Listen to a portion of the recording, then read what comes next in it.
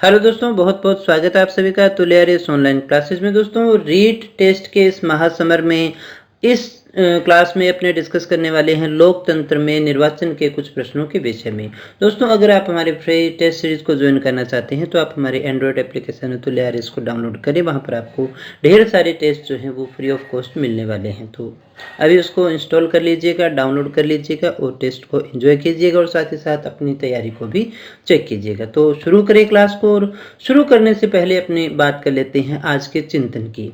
तो दोस्तों, आज का विचार यही है कि कोई भी वस्तु बुरी नहीं होती, वस्तुएं बुरी नहीं होती, उनका उपयोग बुरा होता है। दोस्तों, विवेकवान पुरुष जहां जिस वस्तु का उपयोग अच्छे कार्य के लिए करते हैं, वहीं विवेकहीन पुरुष उस वस्तु का उपयोग बुरे कार्य के लिए भी करते हैं। जैसे एक माचिस की तीली है। दोस्तों, माचिस की तीली से आप क्या कर सकते हैं? एक विवेकवान जो पुरुष है वो अपने पूजा घर के अंदर तिली जला करके, अगरबत्ती जला करके पूजा कर सकता है।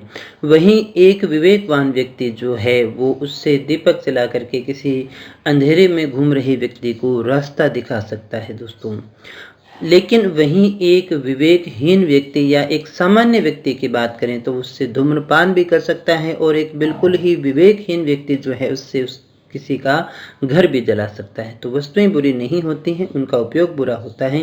जैसे आपके हाथ में जो डिवाइस है, जो मोबाइल है, उससे आप अपना समय खराब भी कर सकते हैं और अपनी तैयारी को सुनिश्चित करके आप अपना सपना भी सच कर सकते हैं और वित्तीय स्वतंत्रता को प्राप्त कर सकते हैं।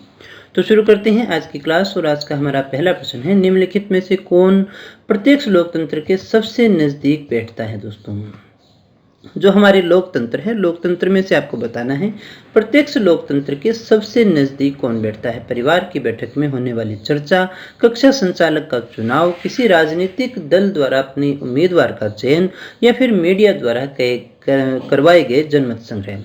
दोस्तों, साथ साथ कमेंट जरूर किया कीजिएगा, जिससे आपका जो इंटरेस्ट है वो भी इसमें बना रहता है और आपको पता भी चलता है कि मैंने कितने सही किए या मुझे कितना आता था। तो दोस्तों, बड़े आसान से प्रश्न है इस टॉपिक के। तो प्रत्यक्ष लोकतंत्र के विषय में आपको बताना है कि प्रत्यक्ष लोकतंत्र के नजदीक इनमें से कौन सा बिंदु रह जाता है। उम्मीद करता हूं आपने आंसर दे दिया होगा और अच्छे से पढ़ भी लिए होंगे। ऑप्शन को चेक कर लीजिएगा। हमारा सही आंसर है वो है नंबर 4। प्रत्यक्ष लोकतंत्र में देखिए, जनता जो है वो डायरेक्ट चुनाव नियम बनाने के अंदर यानी कानून बनाने के अंदर जनता जो है वो प्रत्यक्ष रूप से भाग लेती है।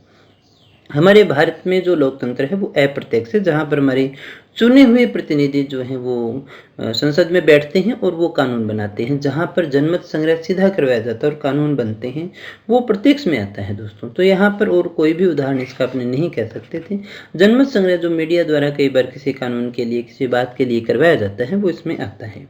अगले प्रश्न को देखिएगा, इनमें से कौन सा कार्य चुनाव आयोग नहीं करता? ये 4 कार्य हैं हमारे सामने और इनमें से बताना है कि कौन सा वो कार्य है जो चुनाव आयोग नहीं करता है। मतदाता सूची को तैयार करना, उम्मीदवारों का नामांकन करना, आचार संहिता को लागू करना, या पंचायत के चुनावों का पर्यवेक्षण करना। कौन सा कार्य जो है वो चुनाव आयोग के द्वारा नहीं किया जाता है? दोस्तों, क्या है हमारा सही आंसर? तो दोस्तों, हमारा जो सही आंसर है वो है, बिल्कुल आसान सा था, तो सही आंसर हमारा वो है नंबर 4। वो पंचायत के चुनावों का पर्यवेक्षण का कार्य नहीं करता, बाकी मतदाता सूची भी तैयार करवाता है, उम्मीदवारों का नामांकन भी लेता है, और आदर्श आचार संहिता जो चुनाव शुरू होने से पहले लगती है, आप सभी ने उसका नाम सुना होगा, वो भी इसी में आती है। दोस्तों, ये सारे प्रश्न बोर्ड की पुस्तकों पर आधारित है। तो पहले हमने बोर्ड की पुस्तकों को ही लिया है, कंपटीशन वाले क्वेश्चन तो अपने बाद में देखेंगे। दोस्तों, निम्नलिखित में से कौन सी राज्यसभा और लोकसभा के सदस्यों के चुनाव की प्रणाली के समान है? यानी इनमें से आपको बतानी है वो चुनाव प्रणाली जो दोनों में समान है, यानी जो प्रणाली, जो प्रक्रिया राज्यसभा में भी होती है और लोकसभा में भी होती है। 18 वर्ष से ज्यादा की उम्र का हर नागरिक मतदान करने के योग्य है। विभिन्न प्रत्याशियों के बारे में मतदाता अपनी पसंद को वरीयता क्रम में रख सकता है। प्रत्येक मत का समान मूल्य होता है। विजयी उम्मीदवार को आधे से अधिक मत प्राप्त होने चाहिए। दोस्तों, क्वेश्चन को ढंग से समझ लीजिएगा, कई बार तो इसीलिए गलत हो जाता है। अब ये पूछ रहा है कि राज्यसभा और लोकसभा में समान क्या है। तो दोस्तों बताइएगा, पहला, क्या 18 वर्ष से ज़्यादा उम्र का हर नागरिक राज्यसभा के चुनाव में भाग ले सकता है क्या? नहीं ले सकता, तो फिर ये गलत हो गया। विभिन्न प्रत्याशियों के मतदाता अपनी पसंद को वरीयता क्रम में रख सकते हैं। राज्यसभा के चुनाव में रख देते हैं, लोकसभा के चुनाव में जब अपने वोट डालने जाते हैं एमपी के चुनाव के अंदर, तो क्या हम उसको में कोई वरीयता क्रम रखते हैं क्या? नहीं रखते। तो ये बात भी दोनों में कॉमन नहीं है। प्रत्येक मत का समान मूल्य है, ये ठीक हो सकती है, लेकिन पहले आगे वाले को चेक कर लेते हैं। विजयी उम्मीदवार को आधे से अधिक मत प्राप्त होते हैं क्या? नहीं होते। राज्यसभा में ये नियम लागू है, लोकसभा में अपने इस प्रकार से नहीं देखते दोस्तों। यहाँ पर कोई निर्धारित कोटा नहीं है, यहाँ तो first past the post system चलता है, यानी जिसको सबसे ज़्यादा वोट मिल गए वो विजयी हुआ करता है। तो यहाँ पर हमारा सही आंसर कौन सा हो जाएगा? प्रत्येक मत का समान मूल्य होता है। उम्मीद करता हूँ आप सभी का सही होगा। अगले प्रश्न को देखते हैं। अगला हमारा प्रश्न है दोस्तों, चुनाव चिन्हों का आवंटन करता है। चुनाव चिन्ह जो प्रत्याशियों को दिए जाते हैं वोट डालने के लिए, जब आप जाते हैं तो आप बैलेट पेपर पर या फिर आपने बैलेट मशीन पर देखा होगा, एक चुनाव चिन्ह होता है जिसके आगे का बटन आपको दबाना होता है। उम्मीद करता हूँ सबने देख लिया होगा कि सभी 18 साल से ऊपर हैं जो इस क्लास को देख रहे हैं, क्योंकि रीट की परीक्षा दे रही हैं तो ये तो एक अनिवार्य योग्यता ही है। सबने वोट भी दिया होगा अपने जीवन में, एक बार तो चुनाव का सामना आप कर चुके होंगे। तो दोस्तों हमारा सही आंसर क्या होगा? राष्ट्रपति होगा, निर्वाचन आयोग होगा, प्रधानमंत्री होगा या फिर उच्चतम न्यायालय होगा। तो चुनाव चिन्हों का आवंटन जो है वो किसके द्वारा किया जाता है? तो दोस्तों चेक करिएगा अपना आंसर। हमारा सही आंसर है निर्वाचन आयोग। यानी चुनाव चिन्हों का आवंटन जो है वो कौन करता है दोस्तों? वो निर्वाचन आयोग के द्वारा होता है दोस्तों। कि किसी को बैट मिलता है, किसी को अलमारी मिलती है, किसी को प्रेस मिलती है, ये अलग अलग चुनाव चिन्ह होते हैं ना, वो इनके द्वारा दिए जाते हैं। अगले प्रश्न को देखिएगा, निर्वाचन आयोग का गठन संविधान की किस धारा के अंतर्गत किया जाता है? बहुत ही अच्छा और बहुत ही शानदार प्रश्न है। ये आपसे पॉलिटी में भी पूछा जा सकता है और यहाँ पर भी आने की संभावना रहती है। यानी हमारा जो निर्वाचन आयोग है उसका गठन संविधान के किस अनुच्छेद या किस धारा के अंतर्गत आता है? धारा 370 है, 326 है या 324 है या फिर 371 है? कौन सी धारा है जिसके अंतर्गत संविधान के अंदर निर्वाचन आयोग का गठन किया गया है? दोस्तों क्या है हमारा सही आंसर? तो दोस्तों हमारा जो सही आंसर है वो है नंबर 3, यानी धारा 324 के अंतर्गत ये प्रावधान किया गया है दोस्तों। 370 तो जम्मू कश्मीर से थी, अभी नहीं है ना? तो ये हमारा सही आंसर है। ये अच्छे से दिमाग में डाल लीजिएगा, निर्वाचन आयोग 324। इसके बाद में दोस्तों आगे अपनी बात करते हैं। निर्वाचन प्रक्रिया जब चुनाव शुरू होते हैं उसमें सबसे पहला स्टेप कौन सा आता है, यानी सबसे पहला कार्य कौन सा होता है? तो सबसे पहले मतदाता सूची तैयार की जाती है, निर्वाचन की घोषणा होती है, प्रत्याशियों का नामांकन होता है या निर्वाचन अधिकारी की नियुक्ति होती है। इनमें से पहला चरण कौन सा होगा? दोस्तों बहुत ही सामान्य सा लेकिन बहुत ही इंपॉर्टेंट और बहुत ही अच्छा प्रश्न है ये, कि निर्वाचन प्रक्रिया शुरू हो गई तो उसमें सबसे पहले कौन सा चरण होगा? कोई भी चुनाव अगर अपने को करवाना है सबसे पहला चरण कौन सा होगा? मतदाता सूची को तैयार करेंगे, निर्वाचन की घोषणा करेंगे, प्रत्याशियों का नामांकन होगा या निर्वाचन अधिकारी की नियुक्ति होगी।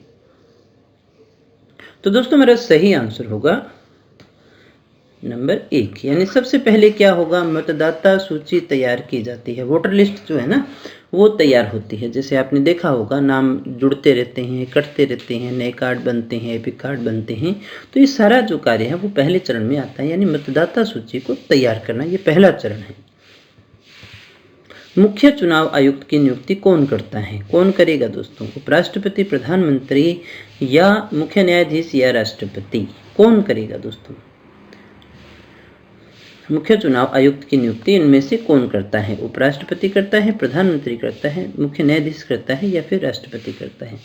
कौन करेगा दोस्तों? इनमें से सही आंसर हमारा क्या होगा? तो दोस्तों हमारा जो सही आंसर होगा कमेंट करो, फटाफट से कर लिया करो ना, कम से कम ये चेक तो करें कि आपको आता भी है या नहीं आता। क्योंकि ये मानो अगर 25 अप्रैल को परीक्षा हो जाती तो क्या करें।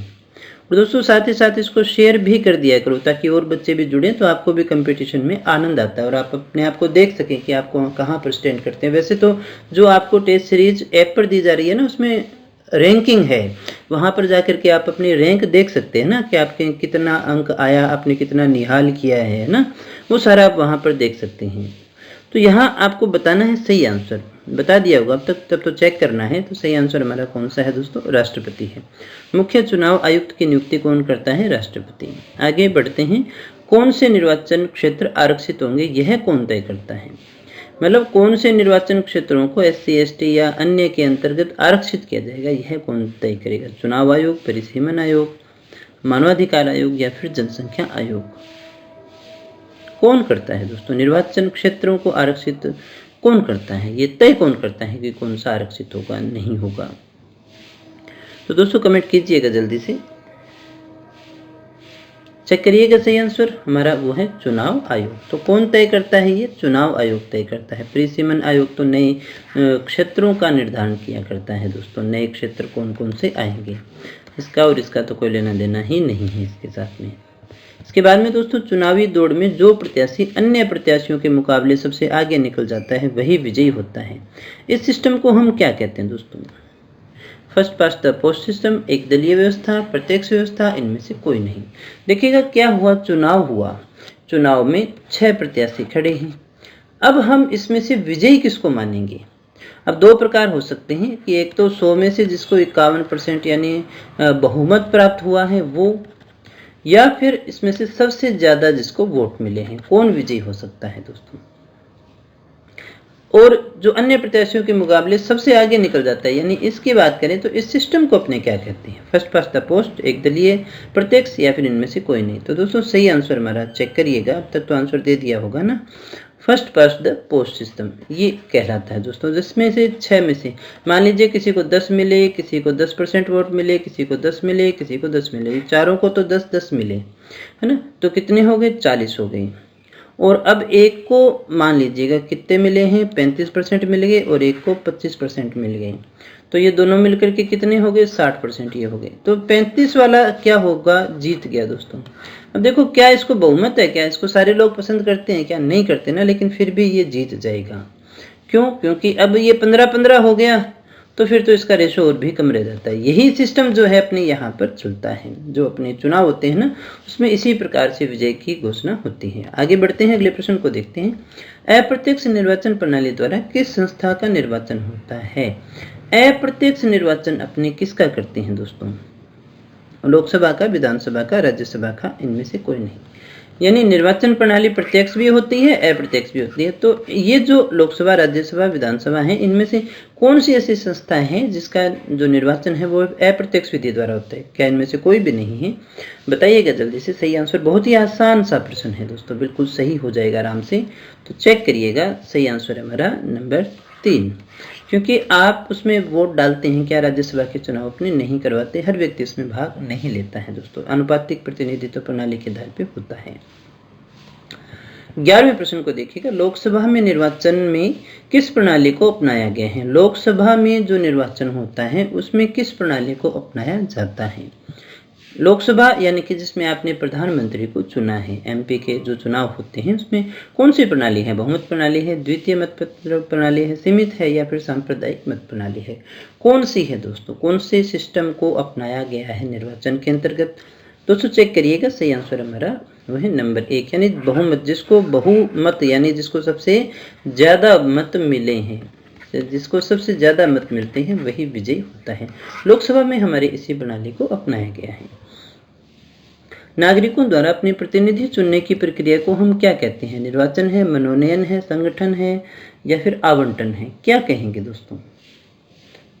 देखो छोटी क्लास के ही है ना प्रश्न, तो ज्यादा हार्ड तो बनते भी नहीं है, और हमें लगता है कि हार्ड नहीं है तो फिर प्रश्न ही नहीं है, लेकिन ऐसा नहीं है ना। परीक्षा में कभी भी आप देखिएगा जो आसान क्वेश्चन है ना वही मरवाते हैं आपको, वही गलतियां ज्यादा करवाते हैं। इसलिए क्वेश्चन जब भी आए तो उसको पढ़ो ढंग से। क्या होगा सही आंसर? तो चेक कर लीजिएगा, सही आंसर हमारा वह निर्वाचन होता है। मनोनयन तो नियुक्ति की जाती है, जैसे जो राष्ट्रपति है लोकसभा राज्यसभा में सदस्यों को मनोनीत करता है। आवंटन तो किसी केंद्र सरकार या विभाग का आवंटन किया जाता है, आवंटन नहीं होगा ना। सही आंसर हमारा क्या होगा? निर्वाचन, जिसमें वोट डाला जाता है और चुनाव होता है। थॉमस हेयर का नाम किस निर्वाचन प्रणाली से संबंधित है?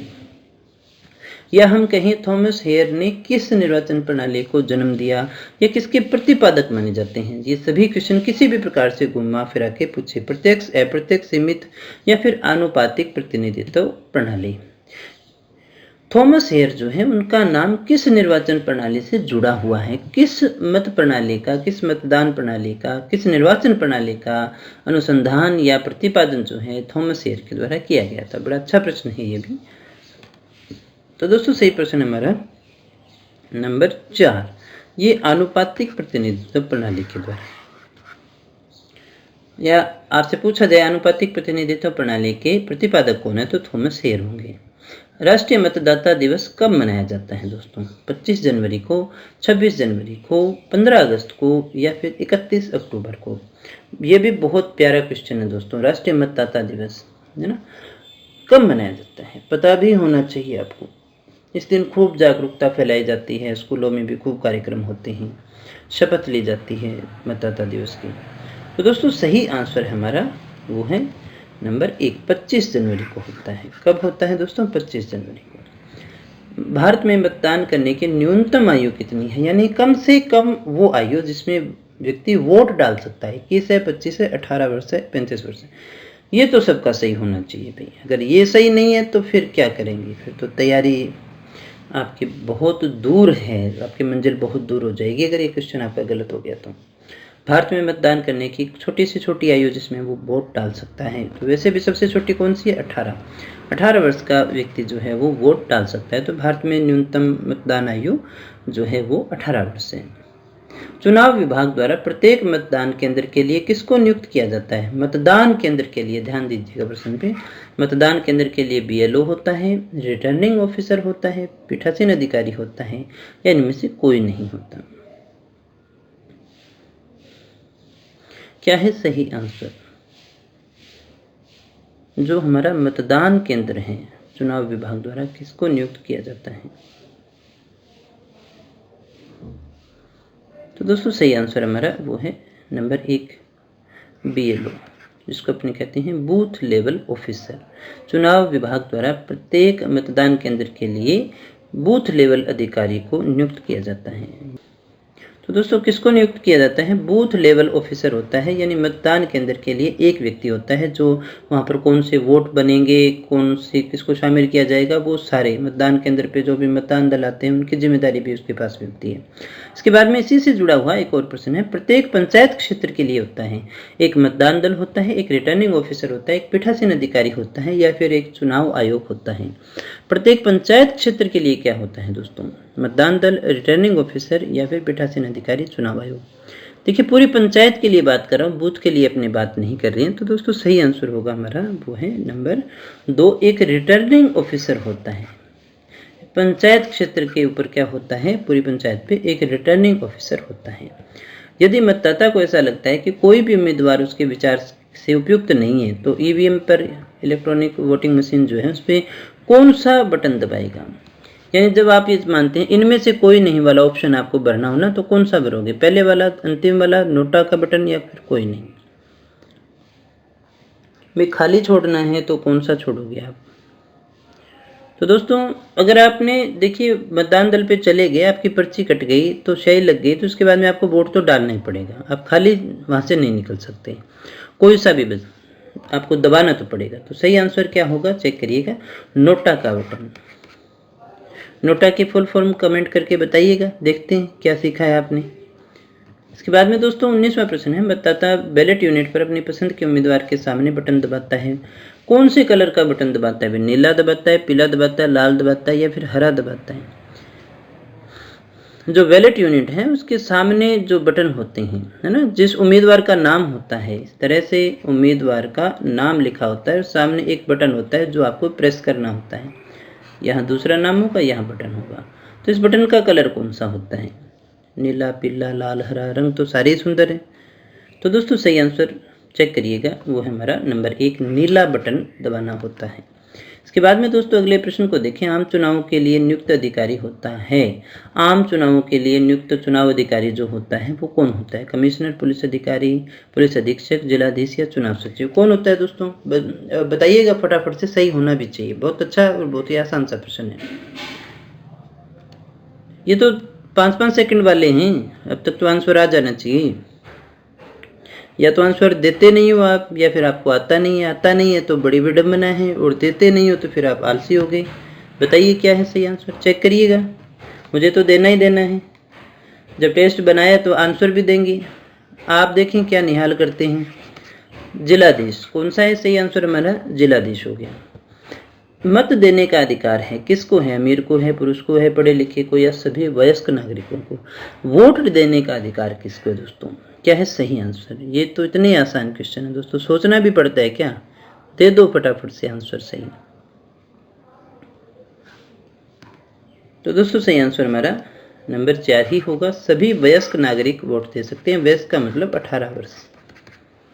आगे बढ़ते हैं। 22वां प्रश्न, निर्वाचन आयोग की स्थापना कब हुई थी दोस्तों। 25 जनवरी 1950, 1947, 1949 या 1947 15 अगस्त। ऑप्शन लगभग एक जैसे ही, सिर्फ सन का फर्क है। इस दिन मतदाता दिवस भी मनाया जाता है ना, तो एक ऑप्शन तो आपका वैसे ही कट जाएगा, 15 अगस्त 1947 वाला बताइएगा। तो दोस्तों चेक कर ही लो, सही आंसर हमारा क्या है, वो है 25 जनवरी 1950।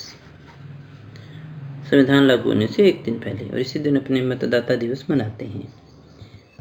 सूचित मतदान किसे कहते हैं, जागरूकता के साथ मतदान करना, निष्पक्ष व नीतिपरक मतदान करना, मतदाताओं को प्रलोभन देकर मतदान करवाना, मतदाताओं को धमका कर मतदान करवाना। सूचित यानी शुद्ध, अच्छा मतदान, बढ़िया, जिसको पवित्र, सूचित के लिए अपने एक पवित्र शब्द का उपयोग कर सकते हैं दोस्तों। बताइएगा क्या है सही आंसर हमारा। तो दोस्तों सही आंसर है वो है नंबर 2, यानी निष्पक्ष और नीतिपरक जो मतदान है वही होता है। इसके बाद में दोस्तों बात करते हैं अगले प्रश्न की। अगला हमारा प्रश्न है, मतदाता दिवस 2021 की थीम क्या है। एक वोट देश के नाम, कोरोना को हराना है, सरकार को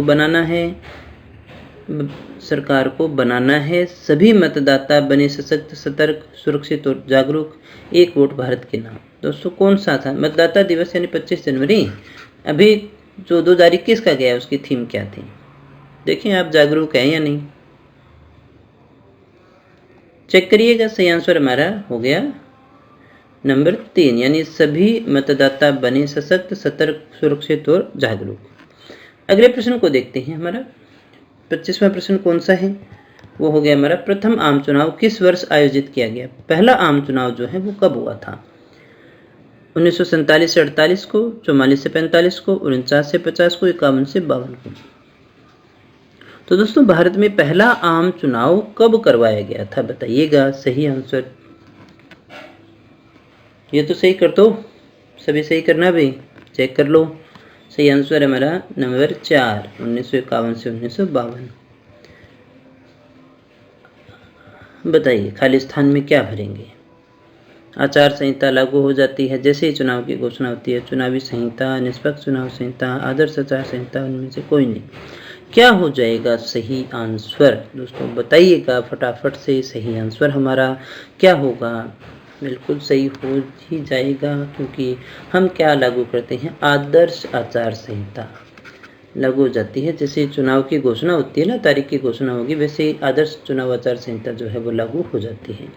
राज्य चुनाव आयुक्त की नियुक्ति कौन करता है, भारत का मुख्य निर्वाचन आयुक्त, भारत के राष्ट्रपति या संबंधित राज्य का राज्यपाल। राज्य चुनाव आयुक्त जो होता है ना, जैसे केंद्र में होता है मुख्य चुनाव आयुक्त, जो राष्ट्रपति, प्रधानमंत्री, एमपी इनके चुनाव करवाता है, तो फिर वैसे प्रधानमंत्री का चुनाव नहीं होता है ना, प्रधानमंत्री को तो जो एमपी आते हैं उन्हीं में से बनाया जाता है। तो यहाँ आपको बताना है राज्य में इसी प्रकार से चुनाव आयुक्त जो पंचायतों के चुनाव करवाने का कार्य करता है, ये जिम्मा होता है उसके पास में।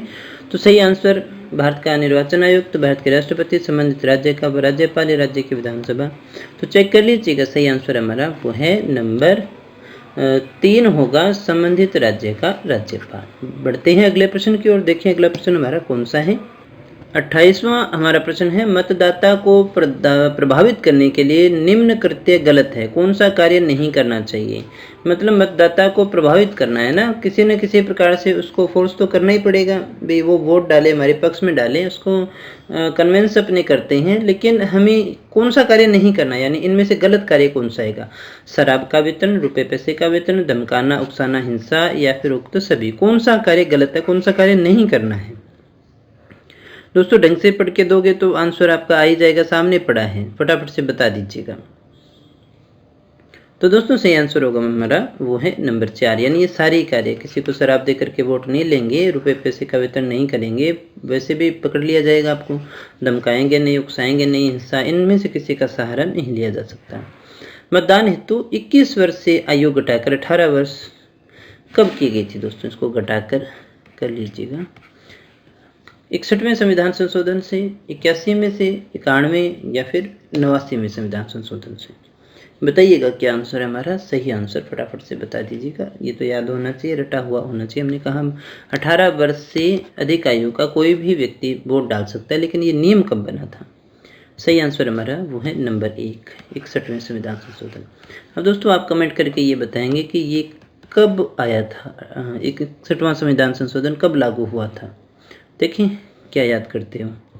लास्ट क्वेश्चन है आज का, भारत के प्रथम मुख्य चुनाव आयुक्त कौन थे, इनमें से आपको बताना है भारत के प्रथम मुख्य चुनाव आयुक्त कौन थे। क्या है हमारा सही answer, VK Sundaram, Sukumar Sen, SP Sen या फिर टी स्वामीनाथन। कौन थे दोस्तों, क्या है सही आंसर हमारा, फटाफट से चेक करके बताइएगा सही आंसर। तो दोस्तों चेक कर लीजिएगा, सही आंसर हो गया होगा अब तक तो आपका ना, सुकुमार सेन। कौन थे दोस्तों, सुकुमार सेन जो है वो भारत के पहले मुख्य चुनाव आयुक्त माने जाते हैं। कौन माने जाते हैं दोस्तों, सुकुमार सेन। तो दोस्तों ये थे आज के हमारे प्रश्न। अगर आपको क्लास सच में अच्छी लगी हो, सच में कुछ सीखा हो, तो कमेंट जरूर करिएगा, और कोई आपको सुधार चाहिए तो वो भी आप कमेंट करके बता सकते हैं, स्पीड कम ज़्यादा लगे तो भी। और अदर जो हमारी फैसिलिटीज़ है, जैसे टेस्ट सीरीज़ है या फिर जो अपनी बात करें पीडीएफ वगैरह है, तो उनके लिए हमें अलग प्लेटफॉर्म पर डिपेंड रहना पड़ता है। यूट्यूब पे अपनी सारी चीज़ें नहीं डाल सकते हैं, तो आप हमारे एंड्रॉयड एप्लीकेशन अतुल्य आर्यस को डाउनलोड कर सकते हैं। बहुत सारी चीज़ें आपको वहाँ पर रीट के विद्यार्थियों के लिए फ्री ऑफ कॉस्ट मिल रही है दोस्तों। इसके अलावा आप हमारे टेलीग्राम चैनल अतुल्य आर्यस को भी डाउनलोड कर सकते हैं, सब्सक्राइब कर सकते हैं, ज्वाइन कर सकते हैं, ताकि आपको वहाँ पर इन्फॉर्मेशन मिलती रहती है, कौन सी क्लास कब आएगी, ये सारी इन्फॉर्मेशन आपको टेलीग्राम पे दी जाती है। तो मैं तो ये कहूँगा कि टेलीग्राम को आप मस्ट ज्वाइन कीजिएगा, क्योंकि सारे लिंक जो हैं वो आपको वहाँ पर आते हैं, इन्फॉर्मेशन आपको लगातार मिलती रहेगी, जुड़े रहते हैं तैयारी करने वाले बच्चों के साथ में। तो लिंक सारे आपको डिस्क्रिप्शन में दे दिए गए हैं, वहाँ से आ जाके आप डाउनलोड कर सकते हैं दोस्तों। तो दोस्तों फिर मिलते हैं नए टेस्ट के साथ, नई जानकारी के साथ, तब तक बने रहिए हमारे साथ। Thank you very much.